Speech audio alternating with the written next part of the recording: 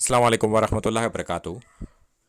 آج ہم بات کریں کہ یزید ایک بددعا شدہ شخص تھا جس کو بددعا دی تھی اللہ کے رسول صلی اللہ علیہ وسلم کے صحابی نے۔ اور وہ واقعہ اس طرح ہے کہ عبد الرحمن بن جابر کہتے ہیں کہ حرہ والے دن جب یزید نے مدینہ پر حملہ کیا، میرے والد باہر نکلے جو کہ تھے جابر بن عبداللہ انصاری صحابی، اور فرمایا وہ شخص تباہ ہو جائے جس نے رسول اللہ صلی اللہ علیہ وسلم کو خوف زدہ کیا۔ ان کے بیٹے نے، یعنی کہ میں نے پوچھا ابا جان، رسول اللہ صلی اللہ علیہ وسلم کو کوئی کیسے خوف زدہ کر سکتا ہے؟ تو حضرت جابر رضی اللہ تعالیٰ عنہ نے فرمایا کہ میں نے رسول اللہ صلی اللہ علیہ وسلم کو فرماتے سنا تھا کہ جس نے انصار یعنی کہ اہل مدینہ کو خوف زدہ کیا تو اس نے میرے دونوں پہلو کے درمیان کی چیز یعنی کہ دل کو خوف زدہ کیا۔ یعنی کہ ایسا یزید نے کام کیا کہ اللہ کے رسول صلی اللہ علیہ وسلم کو بھی خوف زدہ کیا، یعنی کہ ان کے دل کو خوف سے بھر دیا۔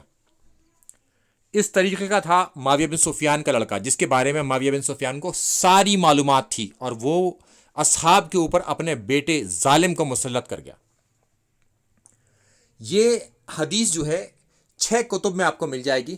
اس میں سلسلۃ الصحیحہ، طبرانی میں، اور طیالسی، مسند احمد اور الزوائد میں، یہ 5 جگہ آپ کو مل جائے گی۔ اور اس کو صحیح کہنے والے یہ 3 بڑے محدث ہیں، الحاشمی، شعیب آرنوت حناف کے لیے، اور البانی اہل حدیث کے لیے۔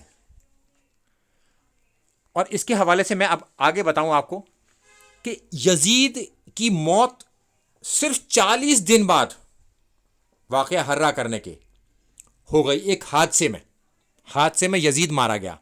یزید کی عمر اس وقت 38 یا 39 سال کی تھی، جو معاویہ بن سفیان نے اپنے بیٹے کو مسلط کر دیا تھا اس قوم کے اوپر، اور پھر اللہ نے اسے مہلت نہیں دی اس بڑے واقعے کے بعد۔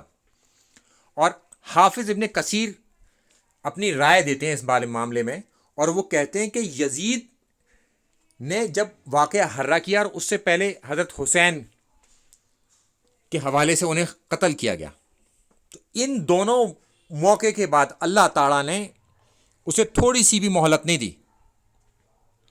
بس ایک تھوڑی سی مہلت یعنی کہ 40 دن کی اسے ملی، اور وہ اس دنیا سے چلا گیا۔ یعنی کہ ایک ظالم شخص اس دنیا کو چھوڑ کر چلا گیا، یہ دنیا اس کے ظلم سے پاک ہوئی۔